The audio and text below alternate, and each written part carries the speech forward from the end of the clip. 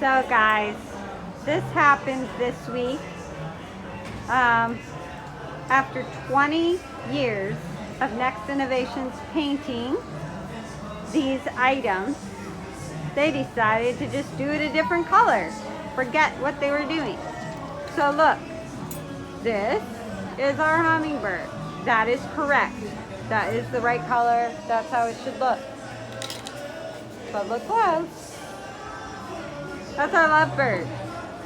It's supposed to be copper, but it's not. So, until we sell these, they're going to be blue-reds. So I'm just telling you because it's a little bit confusing. I'm not going to even bring this piece to Animal Kingdom because it's just too close to the other one. But here at Disney Springs, we have enough space that we can hang them both, but just watch to keep them separate. And when you sell one, make sure you're giving them the right piece because they look so similar. Hummingbirds, lovebirds.